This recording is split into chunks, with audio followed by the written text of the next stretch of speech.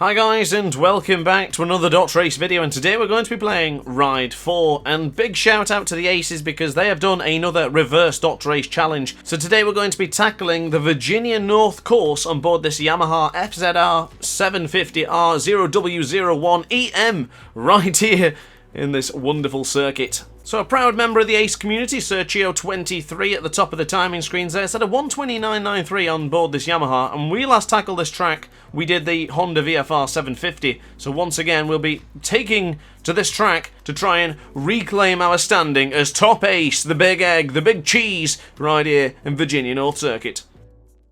So as you've seen, the time to beat was a 129.93. We're just going to get anywhere near that and I'm going to be a happy man. But for the time being, I want to give a shout out to a couple of more aces as well who have constantly been playing Ride 4 and constantly trying to improve their times from both the DrAce challenges to the weekly challenges that Ride 4 put on as well. So Andy Yates and Mad Max, big shout out to you guys as well, and shout out to everyone else in the Discord community. If you're not joined the Discord server, now's a great time to do so. You can do so with the link in description or previously in a community post. But for the time being, Virginia North course, I absolutely adore this track, and I tell you what, the Aces have chosen a very good motorcycle here.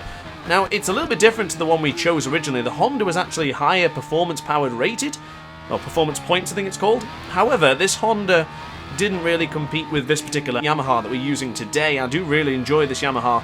It's very smooth on the power delivery, and it's very easy to chuck around this Virginia circuit. But for the time being, I'm a little bit rusty on Ride 4. I'm not as what I once were, but for the time being, we're going to absolutely go for it. And already this one is a decent lap time. I'm not sure if it's going to be enough to dethrone Sergio, but it should be close.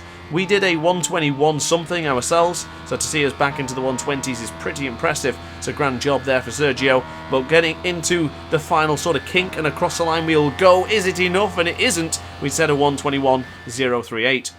So back to the drawing board we go. We'll tackle it once more. Now I'm going to leave the Ghost on for you guys because I think you guys like the Ghost. Personally, for me, I don't particularly like the Ghost, but actually it kind of helped me in today's video. I don't usually like it. I find them off-putting. I tend to race them quite a lot. And I'll be honest, once I set this first lap of 121.038, I had a tough time even just being able to do it again. For some strange reason, I just kept crashing, constantly kept crashing. In some of the silliest parts, such as there for turn 6, we made a little bit of a mistake, but flicking it to the right, to the left, to the left, to the right, in a bit of a dancing style in the snake, we managed to get through that corner pretty successfully, braking hard but gently at the same time for turn 9, because of course you don't want to be too abrupt on the brakes because you will end up losing the front there. And going into turn 10, flick it to the left hand side, nice and gentle on the brakes there. Same can be said for the acceleration. You can see that in the bottom right hand corner of your screen. The Ghost does get disabled there because I find it was getting a little bit off-putting. So get onto the right hand side for the roller coaster. Be careful of the acceleration. I can't seem to get this right. Coming out to the acceleration point for the roller coaster, I kept finding myself wheeling too much out of that corner. I think I was just too eager to try and beat Sergio's time, and probably just a little bit too aggressive on the right trigger. But across the line we'll go in a moment's time. It's got one more little kink to do. On the right hand side with the tyre we go, and across the line it is the 120.735. So we finally claimed top position, and once again I entered a rut. I just couldn't seem to break the barrier of a 120.735, and it wasn't a case of I was doing the lap times I couldn't beat them. Just more silly mistakes. A few errors along the way where I was just trying to race the Ghost a little bit too hard on the brakes up into turn 9, and just a couple of silly mistakes. Thankfully, we managed to hold it together, because you can actually see in the bottom corner of your screen there, we'd done 43 miles on this bike. I'd only just purchased it and did the 120 whatever a lap it would have been, the 121.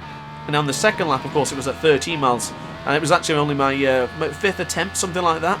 So I did pretty well to beat Sergio's time straight away, or second lap more or less, but I couldn't really find the right amount of consistency. I kept making silly mistakes. I was trying to brake too much in a particular corner, using a little bit too much acceleration, because I also tried utilising with no traction control, with a little bit of traction control, anti-wheelie on, and I just couldn't quite find what I really wanted.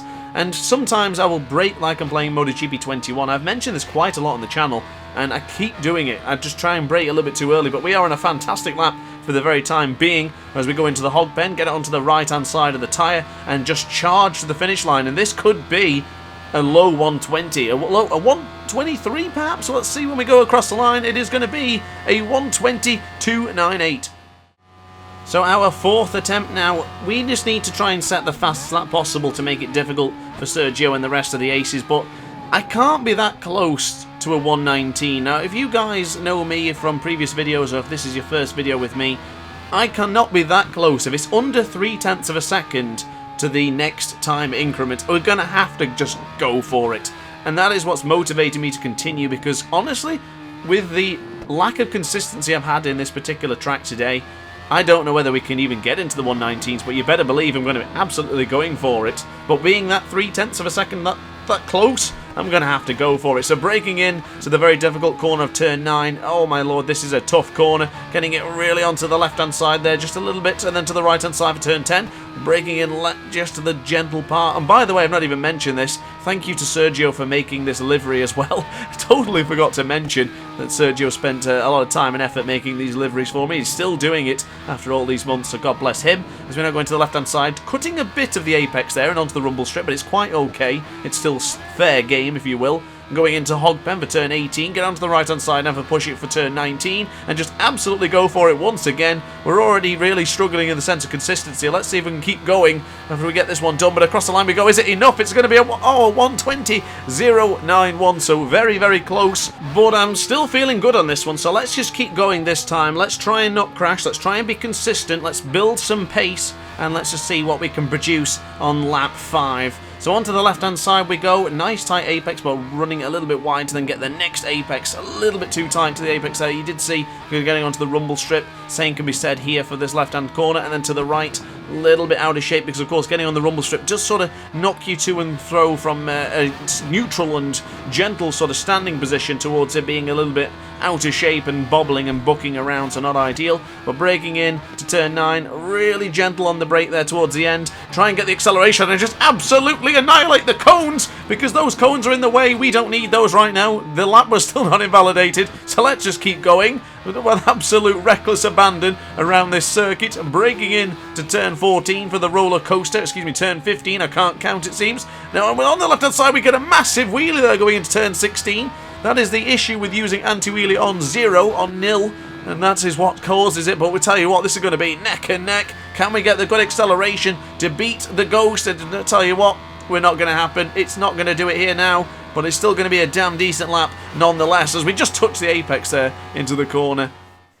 So we'll go one more lap. Is this the one to take us to the promised land, to put us on the top spot by a country mile? Into the horseshoe we go now for turn 1. Ran it a little bit wide there, but it still seems to be okay. Nice tight apex there to the grass as we get onto the left hand side. Once again, nice tight apex. Look at that gentle amount of braking just to bring yourself into the NASCAR bend. Getting onto the rumble strip, braking quite early for the left hook. Turn it to the right, which for some reason isn't called the right hook. As we now go onto the right hand side once again now, getting into turn 6 now, time for the snaky part. Beautifully executed there. We didn't even touch the grass or too much of the rumble strip. We're up by 3.5 of a second, and that's my hand slapping the other hand because that was a brilliant sector. Going into turn 9, I mustn't bottle it now. We have to stay together, we have to stay focused. It's very difficult to maintain that amount of speed when you know you're up by 0.4 of a second, and this could be the very first 119 lap with this endurance modified motorcycle. Turn 14, navigated well. Turn 15, pretty good, pretty tight apex. Onto turn 16, massive wheelie. Oh, the wheelie again, but we're still on board the motorcycle. We can still push this up by 0.4 of a second. Onto the right hand side for the hog pen. Must be careful to touch the apex there or the rumble strip on the outside of the track. Absolutely go for it now. This could be it, ladies and gentlemen. We could be looking at a 119, and across the lap we go. Is it a 119? There's a 119! Yay! So guys, those are the lap times on screen right now, and let me tell you, look at the consistency. The third and fourth sector, wow, I'm so pleased. Thank you to Sergio, thank you to Mad Max, to everyone else who has contributed to this particular reverse DrAce challenge, but I had an absolute blast on this one, and to see those lap times that were actually completed, granted I made a lot of mistakes and I crashed a lot of times, off camera of course, however, I'm still very pleased with the 6 laps that we have produced here today. So big thumbs up from me. So there it is guys, top spot by 1.2 seconds clear. I very much doubt that Sergio will allow 1.2 seconds to still be the gap. Same could be said for Mad Max and Yates, you can see on the screen right now. And shout out to the Forest dude as well, also another ace in there. So guys, as always, thank you very much for watching. I really hope you enjoyed the video. If you did, like, comment and subscribe. Hit the notification bell to be alerted to every single DrAce upload. And upon that note guys, thanks for watching and ciao for now. Oh hi, didn't quite see you there. Good to see you're still here. If this video didn't quite sate your appetite, then why not watch some more DrAce content by clicking the video shown on screen now. Furthermore, if you would like to follow me on social media, you can do so now with the links down in the description. Consider subscribing so you don't miss a single DrAce video.